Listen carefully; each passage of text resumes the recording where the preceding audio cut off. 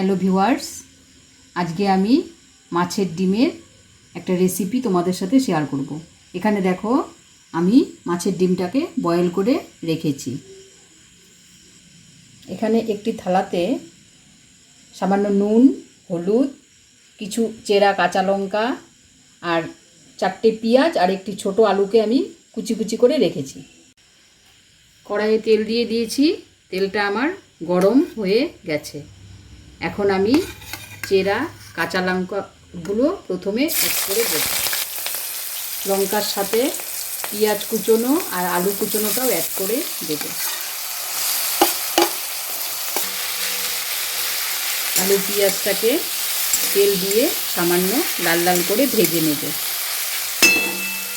এখন আমি নুনটা অ্যাড করে দিচ্ছি, সামান্য হলুদ গুঁড়ো অ্যাড করে দেব।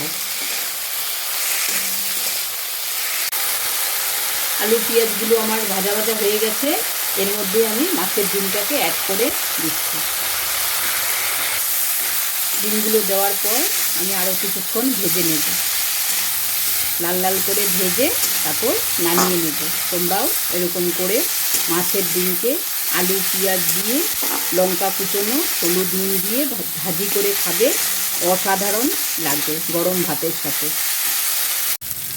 এই যে দেখো বন্ধুরা, ডিম ভাজিটি খাওয়ার জন্য পুরোপুরি তৈরি হয়ে গেছে। যারা আমার ভিডিও সবসময় দেখো তাদেরকে আমার অসংখ্য ধন্যবাদ। তোমরা আমার ভিডিওটি দেখে ভিডিওটিকে লাইক কমেন্ট শেয়ার করবে, আর আমার চ্যানেলটিকে যারা এখনও সাবস্ক্রাইব করোনি তারা অবশ্যই সাবস্ক্রাইব করে দেবে। Thank you.